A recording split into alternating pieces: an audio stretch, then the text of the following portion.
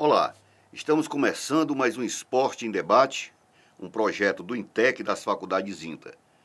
Eu sou Luzimar Castro e hoje eu vou conversar mais uma vez com o professor Moses, que vem me acompanhando em todo esse processo que vem acontecendo dessa problemática dessa paralisação das séries C e D do Campeonato Brasileiro. Por sinal, eu queria trazer logo a princípio as considerações do professor Moses. Seja bem-vindo, é um prazer. É um prazer, mais uma vez, estar aqui, Luzimar, com você e sempre estar acompanhando aí o que está acontecendo aí na atualidade do esporte nacional e internacional. Então, toda vida que a gente for convidado, estaremos por aqui ao seu lado. Professor Moses, um site foi atualizado ontem, dia 20 de junho de 2012, às 18h01, e às 18h07 foi oficializado, literalmente, o STJD recomendará suspensão do 13 da Paraíba e do Brasil de Pelotas por um ano. Denúncia da Procuradoria-Geral por conta do uso da Justiça Comum para paralisação da Série C se baseará no artigo 191 do STJD e 48 da Lei Pelé. O Procurador-Geral do Superior Tribunal de Justiça Desportiva, STJD, o Paulo Schmid, deverá entregar hoje, dia 21 de junho de 2012, quinta-feira, portanto, a denúncia contra o 13 da Paraíba e Brasil de Pelotas, que não acataram as decisões do tribunal e insistiram com ações na Justiça Comum, pleiteando vagas na Série C do Campeonato Brasileiro, que continua paralisada por conta do imbróglio jurídico. O documento enquadrará os clubes no descumprimento do regulamento das competições, exigirá retirada imediata dos processos sob pena de multa e suspensão dos dirigentes, além de sugerir suspensão por pelo menos um ano de quaisquer atividades relacionadas ao futebol, nos termos do artigo 48 da Lei Pelé, que, contudo, prevê penas mais pesadas, incluindo a desfiliação. Decisão que só pode se tornar, só pode ser tomada pela CBF e pelas respectivas federações. Eu lhe perguntaria, como é que fica essa situação diante dessa determinação do STJD? Está dentro dos parâmetros? É isso mesmo que tem que ser feito? Com toda certeza. Inclusive, nos programas anteriores, nós abordamos aqui que a Justiça Comum ela não seria o meio onde esses clubes deveriam ter procurado seus direitos, né? Nós sabemos que a Justiça Desportiva ela é que é responsável para julgar essas situações no esporte brasileiro, no futebol brasileiro. E aí o que é que acontece? A partir do momento que um clube entra na Justiça Comum, ele está interferindo diretamente nas competições. E é isso que aconteceu, né? Eu acho até que a CBF, juntamente com a Justiça Desportiva, foi muito lento e truculento nesse caso, porque isso era uma decisão para ser tomada antes, ou seja, a partir desse momento que a Justiça Desportiva e a CBF estão ameaçando os clubes de desfiliar e de proibir que eles passem aí um ano sem jogar competições nacionais, no mínimo um ano, né, porque isso aí pode se estender por 2 ou 3 anos, é que eles estão pensando em rever e aí possibilitando a se pensar na abertura do Campeonato Brasileiro da Série D já esse final de semana. Eu acredito que isso vai servir de exemplo para os outros clubes, né, que frequentam aí a Série A, a Série B, Série C e Série D, porque nesse momento onde a Justiça Comum fez todo esse imbróglio, esse travamento do esporte brasileiro, inclusive trazendo prejuízos financeiros para os clubes, né? O Guarani de Sobral, eu estava lendo aqui no Sobral News, que já acumula aí um prejuízo de R$500 mil por não ter iniciado a Série C. Então, esse prejuízo causado pelos esses clubes que sabem e assinam no programa de 15 dias atrás, nós estivemos aqui comentando que todo clube que está que pertence à Confederação Brasileira de Futebol, eles assinam um termo onde eles sabem que qualquer tipo de recurso deve ser impetrado na justiça desportiva e não na justiça comum. E, logicamente, a Lei Pelé, a que legisla sobre esses casos, ela está sendo acionada, coisa que a CBF, junto com o Tribunal de Desportivo, deveria ter acionado muito antes. Passamos aí mais de um mês com os clubes prejudicados a nível de Brasil, né, porque a Série C e Série D nós temos aí clubes de todas as regiões do Brasil prejudicados porque 2 clubes entraram com ação na justiça comum. Então, acredito que demorou, mas que a CBF e o Tribunal Desportivo está realmente fazendo com as suas obrigações, quando eles agora resolveram ameaçar de suspender, e acredito que vão suspender esses 2 clubes, é o 13 da Paraíba e o Brasil de Pelotas do Rio Grande do Sul, para que eles não possam participar de competições nacionais nos próximos 1 ano, 2 anos. Acredito nisto. Professor, a Procuradoria-Geral ainda encaminhará também os autos dos processos relativos ao caso para o Conselho Nacional de Justiça, no caso o CNJ, em tentativa de obter uma decisão do órgão no sentido de determinar a Justiça do Rio de Janeiro, cidade onde fica sediada a CBF, como foro adequado para os litígios envolvidos à entidade. De acordo com o Schmid, os clubes incluem suas respectivas federações nos processos para justificar a emissão de liminares em tribunais fora do Rio de Janeiro.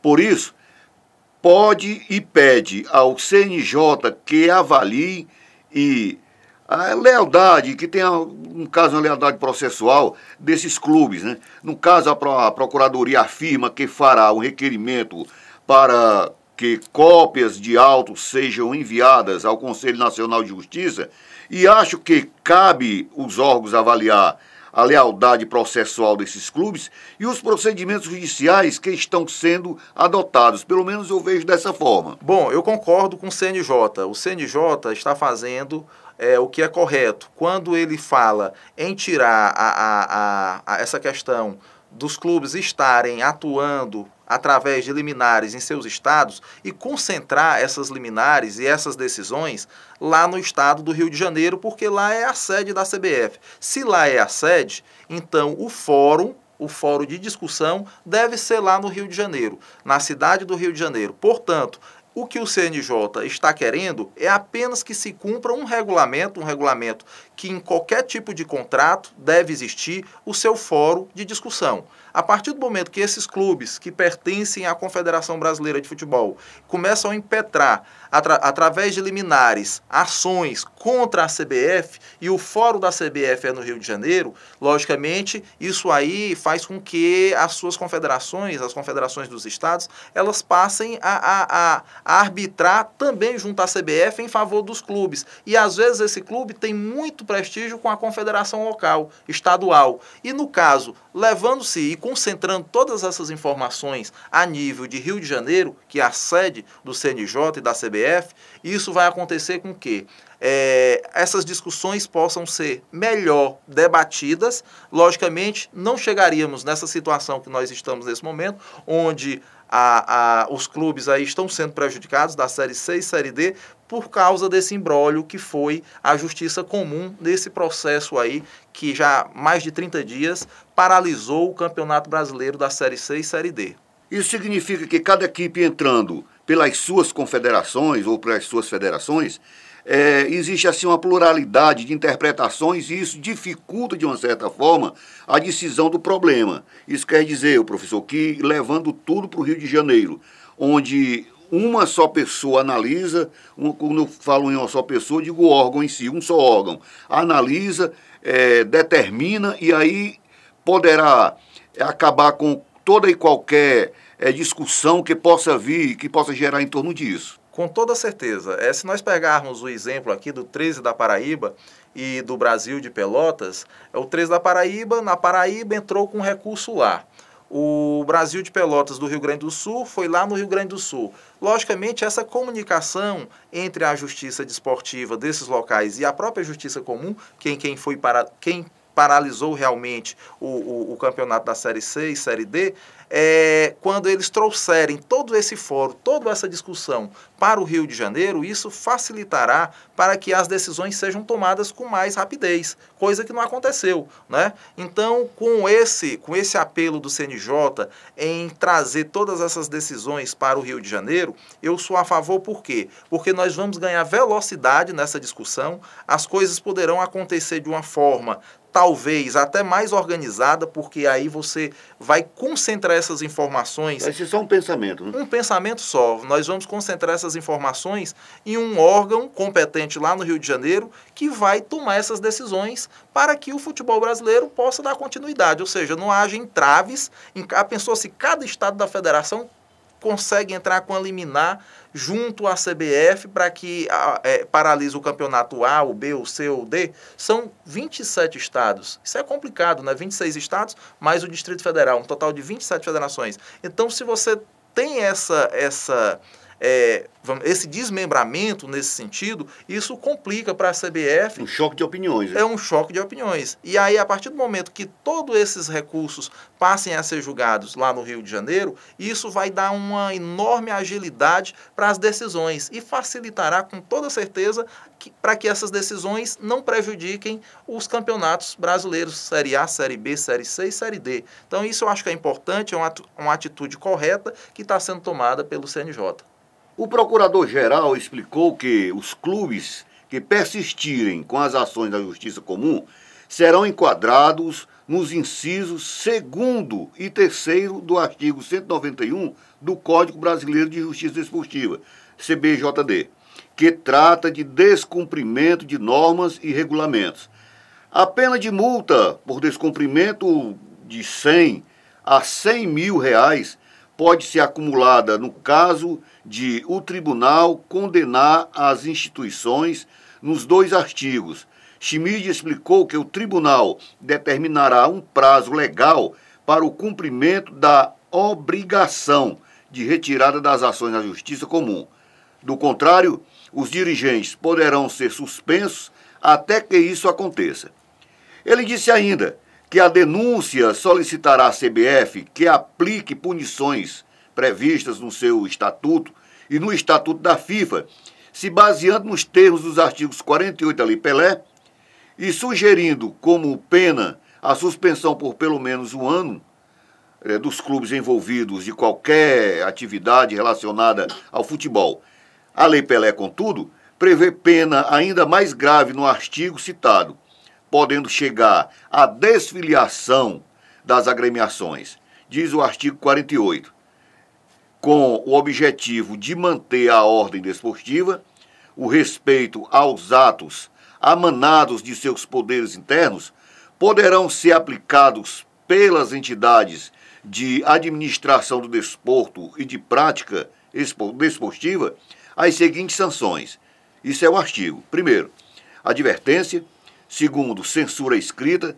3ª, multa. 4ª, suspensão. E a 5ª, desfiliação ou desvinculação. O primeiro inciso diz que a aplicação das sanções previstas nesse artigo não prescinde do processo administrativo do qual sejam assegurados o contraditório e a ampla defesa. O 2º diz o seguinte: as penalidades de que tratam os incisos 4 e 5 desse artigo somente poderão ser aplicadas após decisão definitiva da Justiça Desportiva. Quer dizer, são medidas que estão sendo tomadas de uma forma cautelar, mas ao mesmo tempo com rigidez para que acabe de vez com tudo que está acontecendo, eu acredito até por insatisfação.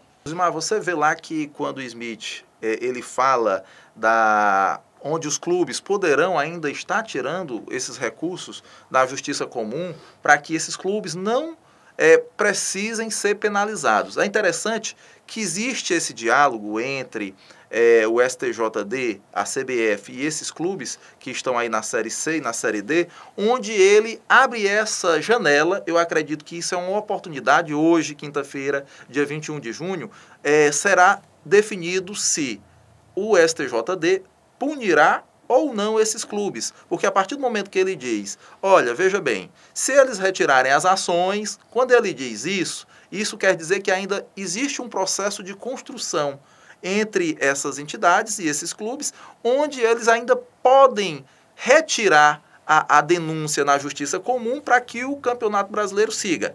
A partir do momento que eles não retirem, aí ele faz a ameaça. Quando você fala, está tendo uma negociação, mas ao mesmo tempo está existindo uma pressão para que eles retirem. E se eles não retirarem, a Lei Pelé garante à CBF e ao STJD que esses clubes podem ser penalizados por no mínimo 1 ano, suspensos de qualquer atividade de futebol no Brasil. O que quer dizer isso?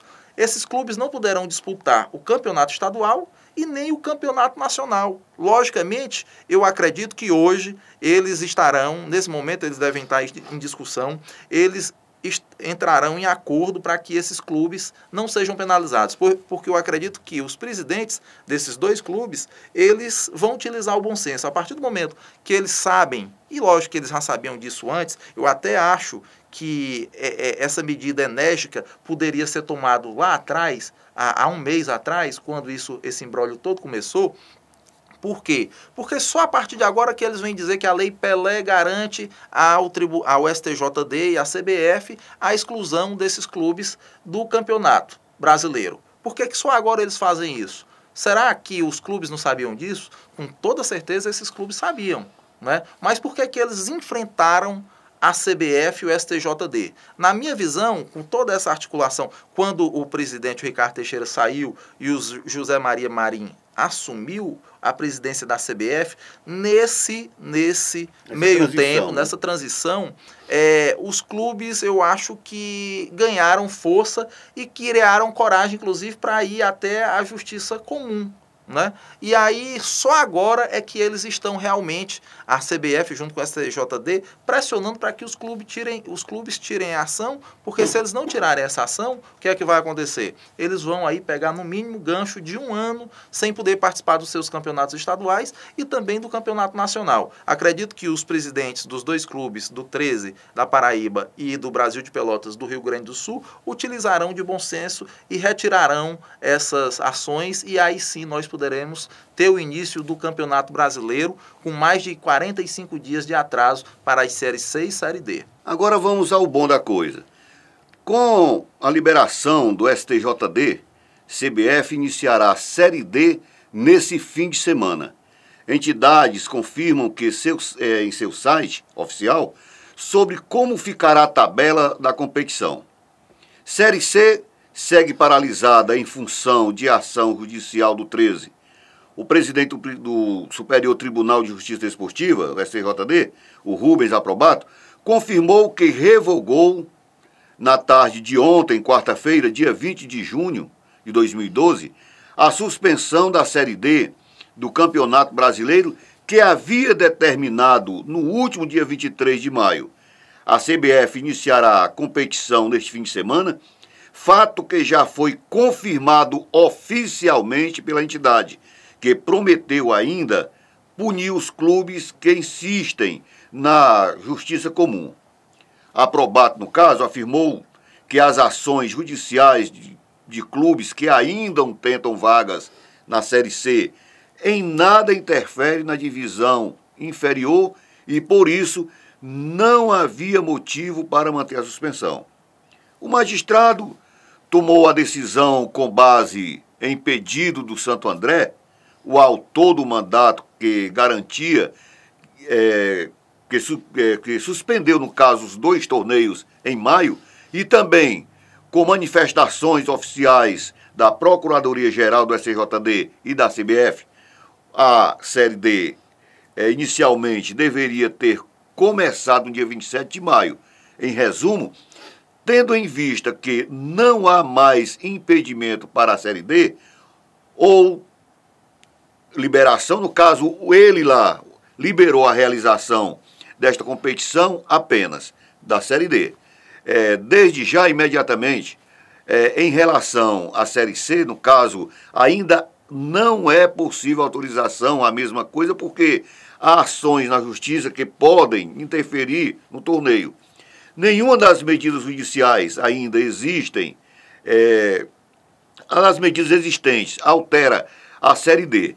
No caso, a comunicação veio à CBF e se ela tiver condições de começar já nesse fim de semana, não há problema, isso foi uma explicação do aprovado. Já no fim da tarde de ontem, quarta-feira, a CBF confirmou como fica a primeira rodada que acontece sábado e domingo, 23 e 24 de junho. Quer dizer, foi uma decisão já bastante firme, adiantada, precisa, dizendo, vai começar, estamos com a Série D na ponta da agulha e os pequenos detalhes para o início da Série C. Ou seja, pouca coisa está faltando para ser. A D já definitiva, né, professor? Bom, acho que nós estamos chegando já a um acordo na Série C e na Série D, e quem deve estar achando graça de toda essa situação é o Horizonte, né? É o único time cearense na Série D que já fez jogos, treinos contra o Fortaleza e outros clubes, e vai ter a oportunidade de iniciar o campeonato da Série D já nesse final de semana. E isso é muito bom para o futebol cearense, né, porque você já vê uma luz no fim do túnel. Já existia até a ameaça de alguns clubes de começarem a demitir jogadores, porque já ficava complicada a situação de estar se pagando salário sem estar jogando para esses jogadores. Falar em contratação de maneira alguma, enquanto não tivesse essa definição, e agora a Série D vai dar o pontapé inicial nesse final de semana, né, que são os dias 22 e dia 23, não, 23 e 24, sábado e domingo, né, são 2 dias de jogos da Série D por todo o Brasil. Isso, logicamente, vai trazer uma movimentação de patrocinadores, uma movimentação nos canais de TV que vão estar aí exibindo esses jogos. Então, isso é muito bom e o Horizonte, no Ceará, sai na frente, podendo já atuar nesse final de semana. Torcemos para que a Série C, como já foi relatado, ela deva iniciar no final de semana seguinte, portanto, no dia 30 de junho e no dia 1º de julho, não é isso? Que a previsão de início, pelo menos, eu acho que hoje, dia 21, quinta-feira, será decidido o futuro da Série C, e a gente torce para que isso seja resolvido. Mas dentro de toda essa resolução, que seria o início do campeonato da Série C, a gente também tem que pensar como é que eles vão fazer para poder tirar o prejuízo desses 30 dias, 40 dias de atraso, que não houve jogos, como é que eles vão pegar as 6 rodadas iniciais, que já eram para estar aí lá pela 6ª, 7ª rodada, tanto da Série C como da Série D, como é que eles vão fazer para poder colocar esses jogos, até porque nós sabemos que os campeonatos da Série C e Série D, eles são disputados principalmente no sul, na região centro-oeste, na região norte e na região nordeste. Logicamente, como nós somos um país continental, isso aí traz todo um transtorno de deslocamento, impossibilitando, em alguns casos, que jogos aconteçam a cada 3, 4 dias, ou seja, domingo e quarta, domingo e quarta. Então, vai ter que haver um planejamento, mas acredito que temos como terminar o Campeonato Brasileiro da Série C e da Série D até o mês de dezembro, porque a previsão inicial era para que se terminasse no início de dezembro. Talvez aí vão sacrificar mais uma semana ou 2 do mês de dezembro e antecipar alguns jogos daqui até dezembro para que todas as rodadas do campeonato da Série C e da Série D possam acontecer. Então vamos à parte boa. Os jogos de abertura da Série D serão os seguintes. Sábado, abertura, dia 23 de junho, o grupo A2. Às 6 horas, misto do Mato Grosso e Sampaio Corrêa do Maranhão. Domingo, dia 24, no grupo A1, às 17 horas, Penarol do Amazonas e Atlético do Acre. Às 18 horas, Vilhena de Roraima e Remo do Pará. No grupo A2, às 17 horas, Comercial do Piauí e Araguaína do Tocantins. No grupo A3, às 16 horas, Campinense da Paraíba versus Petrolina do Pernambuco. Às 16 horas, Ipiranga do Pernambuco e Horizonte do Ceará. E o Horizonte estreando fora de casa, né? No grupo A4, às 16 horas, CSA de Alagoas versus Vitória da Conquista da Bahia. Às 16 horas também, o Feirense da Bahia versus o Souza da Paraíba. Pelo grupo A5, às 16 horas, Aparecidense de Goiás versus Ceilândia do Distrito Federal, às 16 horas também. Gurupi do Tocantins versus Craque do Goiás. Pelo grupo A6, às 15 horas, Guarani de Minas Gerais versus Friburguense do Rio de Janeiro. Às 15 horas também, o Resende do Rio de Janeiro enfrentará o Nacional de Minas Gerais. Pelo grupo A7, às 15h30, Cianorte do Paraná versus Marília de São Paulo. Às 16 horas, Mojimirim de São Paulo versus Cerâmica do Rio Grande do Sul. Pelo grupo A8, às 16 horas, Brasil de Pelotas do Rio Grande do Sul versus Arapongas do Paraná. Às 16 horas, Metropolitano de Santa Catarina versus Juventude do Rio Grande do Sul. Esses são os jogos da primeira rodada da Série D do Campeonato Brasileiro de 2012. Bom, aí nós estamos vendo aí, Luzimar, 32 times que estavam prejudicados, né, e que entrarão em ação, né, do grupo A1 até o grupo A8, com 4 clubes por grupo, totalizando 32 times em ação nesse final de semana. E aí chamamos a atenção para o jogo do Horizonte contra o Ipiranga, não é isso? Lá de Pernambuco, onde o Horizonte fará o seu primeiro jogo fora de casa, e aí a torcida cearense, logicamente, que estava nessa expectativa, e o Horizonte tem feito grandes jogos, né? Nas últimas 2 Copas do Brasil, jogou muito bem, tem feito grandes campeonatos cearenses, então existe uma expectativa muito grande para que o Horizonte possa aí no próximo ano estar figurando na Série C do Campeonato Brasileiro. É um time que é muito bem armado, o Roberto Carlos, que é o seu técnico e treinador, muito bem preparado e, logicamente, existe uma presidência naquele clube que você nota que a cada ano o Horizonte se firma mais ainda como um grande clube no futebol cearense, né? É um time que sempre mantém sua base, que sempre está disputando, está sempre nos quadrangulares, entre os 4 times do Ceará, participando sempre da Copa do Brasil, participando muito bem sempre da Copa Fares Lopes, né, que é uma referência aqui no Ceará. Bicampeão, né? Bicampeão, já pela segunda vez consecutiva, né? E aí o Horizonte tem essa oportunidade de estrear fora de casa e nós entendemos que o Horizonte fará uma boa partida e que a Série D do Campeonato Brasileiro será um sucesso. E você vê, inclusive, na tabela que eles tiveram esse cuidado, que eu falei anteriormente, que existe grandes distâncias, né? Porque são clubes do sul do país, do centro-oeste, do norte, do nordeste, mas eles foram inteligentes na tabela. Eles concentraram os grupos, regionalizaram, trouxeram os grupos para que cada estado, por exemplo, você vê lá times do Distrito Federal brigando ali, né, com os times de Goiás, que é vizinho, o Distrito Federal é dentro do estado de Goiás. Você vê clubes do Rio de Janeiro ali em confrontos contra os times de Minas Gerais. E aí você vê, é próximo, né, 200, 300 quilômetros de distância. Você vê também, no caso aqui da região Nordeste, o Horizonte aqui do Ceará, jogando com um time, com Ipiranga, lá no Pernambuco, o que facilita esse deslocamento. Então, a gente parabeniza, inclusive, pela essa atitude de ter regionalizado essa disputa, porque, logicamente, isso iria complicar a vida dos clubes e eles estão deixando essa parte desses grandes deslocamentos para a parte final, quando o campeonato começar a funilar. E onde entrou dinheiro, né? E quando já tem entrado dinheiro para bancar todo esse investimento que a CBF faz para que esses clubes possam viajar aí de avião para cima e para baixo para estarem disputando a Série D do Campeonato Brasileiro. Então, assim, a CBF nesse ponto foi muito inteligente em regionalizar essa discussão, essas disputas entre os clubes, porque se ficassem no início já com essas distâncias, seria muito complicado. Isso é muito interessante e eles estão realmente de parabéns. Professor Moses, a ação judicial que ainda trava o início da Série C é movida pelo 13 da Paraíba, que, ao contrário de Araguaína e Rio Branco, não concordou em encerrar o litígio. O Brasil de Pelotas também tenta vaga na complicação, na competição, lógico.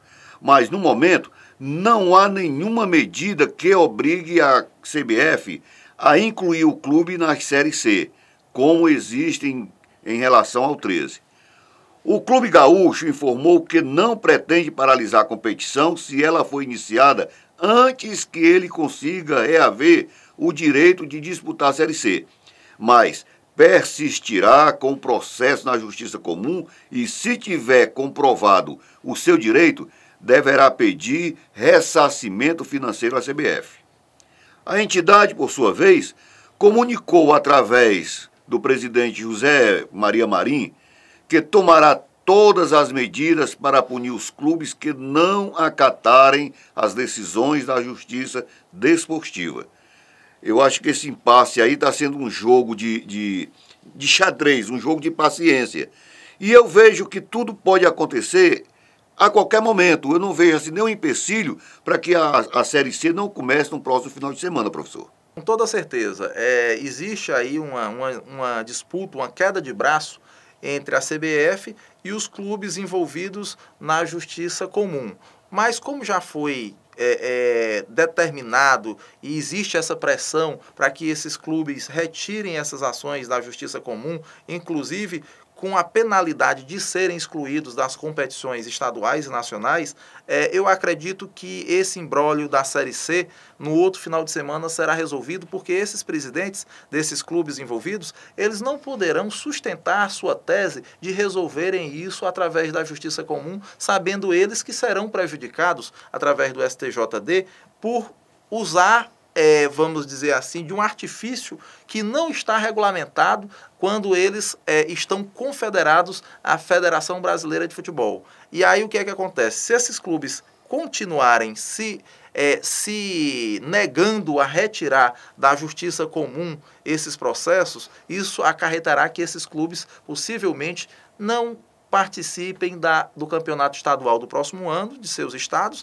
e nem das competições nacionais este ano, já começando a punição este ano, e se estendendo para o próximo ano. Portanto, aí um gancho de 2 anos sem disputar campeonatos nacionais. E isso, logicamente, trará um grande baque à situação financeira dos clubes, que já com certeza não são boas, porque com essa paralisação todos os clubes estão sofrendo. Acredito que os presidentes eles devem aí utilizar do bom senso para poder retirarem essas ações e que aí façam uma discussão junto ao STJD, que é onde eles podem estar discutindo essa vamos dizer assim, essa pauta, essa discussão, se merecem estar na Série C ou na Série D, mas quem regula tudo isso é o Tribunal Desportivo. Portanto, assim que eles retirarem, que acredito que retirarão, até porque se eles não retirarem, a Série C não vai começar no próximo final de semana, né?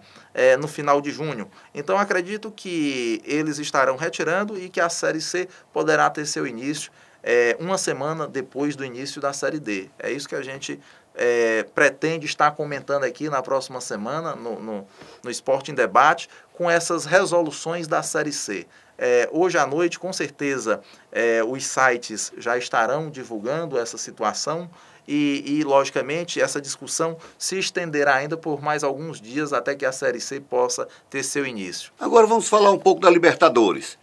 Na quinta-feira, dia 14 de junho, às 20h15, na La Bombonera, Boca Juniors e Universidade do Chile fizeram um jogo em que o Boca Juniors ganhou de 2-0. O jogo de volta vai ser hoje, dia 21 de junho, às 21h15, no Estádio Nacional. Quarta-feira, dia 13 de junho, às 20h50, na Vila Belmiro, o Santos foi derrotado em casa pelo Corinthians por 1-0 e ontem empataram em 1-1 ontem, quarta-feira, dia 20, às 21h50, no Pacaembu. Isso significa que temos o Corinthians na final, esperando o vencedor do confronto que acontecerá hoje. Quer dizer, um brasileiro na final, eu acredito que um título inédito, caso o Corinthians venha a conquistar, né, professor Moço? Com toda certeza, Luzimar, o Corinthians fez realmente por onde merecer. O Corinthians hoje no Brasil, com toda certeza, é o time que tem um melhor coletivo, tem um melhor elenco para poder estar representando o Brasil numa decisão dessa internacional. O Santos tem um elenco bom, mas ainda existe muitos garotos. É um time que nós sabemos que a tradição santista é de montar times jovens, com jogadores que vêm da base e que tem um talento individual muito grande. Nesses 2 jogos, da semana passada e o de ontem, o Paulo Henrique Ganso e o Neymar não conseguiram brilhar. Logicamente, não conseguiram brilhar porque eles foram muito bem marcados pelo Paulinho e pelo Ralf. E aí, logicamente, o meio-campo do Corinthians ele é muito forte. Né? O Ralf e o Paulinho são os 2 melhores volantes atuando hoje no Brasil. E experientes, né? E experientes. E, logicamente, eles conseguiram aí anular o Paulo Henrique Ganso e o Neymar. Isso, logicamente, trouxe o Corinthians para a decisão da Libertadores. Sabendo que quando o Corinthians ganhou lá na semana passada, foi um jogo até atípico, né? O Santos na Vila Belmiro é quase imbatível. E o Corinthians foi lá, conseguiu se organizar e conseguiu marcar o seu gol e ganhar de 1-0. Isso trouxe toda uma tranquilidade para o jogo, o segundo jogo, onde seria definido realmente a vaga, quem iria para a decisão, e o Santos fez no início, um primeiro tempo, uma pressão, mas você observava que o time do Corinthians, taticamente, ele era muito mais organizado do que o Santos. O Santos, ele ia para cima do Corinthians, mas de uma forma mais atropelada. E no segundo tempo, o Corinthians conseguiu empatar logo no início e, logicamente, trouxe toda uma tranquilidade para o Corinthians e para a sua torcida, né? Portanto, vamos dizer assim, com muito mérito que o Corinthians, entre os 6 times brasileiros que participaram da Libertadores 2012, é o time realmente que estava mais bem preparado para estar nessa final aqui representando o Brasil. No outro jogo, que é o do Boca Juniors e o da Universidade do Chile, o Boca Juniors deu um grande passo. O segundo jogo é hoje, mas na semana passada, quando eles, no seu domínio, o Boca Juniors conseguiu fazer 2-0. E o Boca Juniors, ele tem se destacado em jogos fora. Inclusive, contra o Fluminense, conseguiu ganhar aqui no Engenhão do Fluminense, porque ele tem uma estrutura muito bem armada para o contragolpe, ou seja, é um time que ele espera, mas que tem um contragolpe muito forte. O contra-ataque do Boca Juniors é muito forte. Então, acredito que a Libertadores de 2012 será disputada, a final da Libertadores de 2012 será disputada pelo Corinthians e pelo Boca Juniors. Logicamente, o Corinthians ele tem aí mais algum tempo para se preparar para essa final, mas eles têm que começar a analisar taticamente o Boca Juniors, que é um time muito bem organizado, e o Corinthians, a gente sabe que eles têm uma boa marcação, eles conseguem não levar gol, né? E quando tomam, a melhor defesa da Libertadores, só tomou 3 gols, né? Se eu não me engano, já foram realizados 12 jogos pela Libertadores e só tomou 3 gols. É muito pouco. É muito pouco. Para 12 jogos, só tomar 3 gols, é muito pouco. Então, assim, o Corinthians tem uma defesa muito bem orientada, organizada. O time, taticamente, é comprometido com a marcação. Mas a minha preocupação para essa final vai ser o ataque do Corinthians, que não está funcionando muito bem. Tem feito sempre um gol. É difícil você pegar aí se você pegar aí os últimos 20 jogos do Corinthians, você vai ver que é sempre 1-0, 2-0 no máximo, quando tem. 3 não tem. Você pode pesquisar, tanto pelo Campeonato Brasileiro como pela Libertadores, o Corinthians tem tido essa dificuldade em fazer gols. Mas tem uma defesa muito sólida. E, logicamente, qualquer time tem que começar pela defesa. Então, com a defesa organizada e aí um pouquinho de sorte ali na frente, de repente o Corinthians consegue aí o seu primeiro título de Libertadores e vai para o Japão no final do ano representar o Brasil no campeonato, nas finais do Campeonato Mundial, né, que eu acho que é o que todo corintiano pensa em ganhar esse título. Professor Moses, valeu. Obrigado aí pela participação. Você está convidado a vir no próximo programa. É sempre bom a gente ter uma pessoa competente, inteligente como você, que conhece do futebol, conhece do riscado, que consegue transmitir essa informação clara e precisa para os nossos telespectadores. Luzimar, é um prazer estar sempre aqui no Esporte em Debate, na TV Interaja, discutindo aí o futebol, não só o estadual, mas o futebol nacional. E aí eu acho que nos próximos programas a gente deve aí já também começar a introduzir outras modalidades, a Fórmula 1, que está muito bem disputada este ano, e aí o Campeonato Mundial de Vôlei, o Grand Prix feminino, né, e o campeonato mundial masculino, que também está no seu auge, e aí a gente ir aprofundando para que os sobralenses e a região noroeste do estado do Ceará possa ter aí também esse feedback desses outros esportes. É o nosso convite, o nosso desafio aí, Luzimar. Estamos chegando ao final de mais um Esporte em Debate, um projeto do INTEC da Faculdade Zinta. Eu sou Luzimar Castro e até o próximo programa.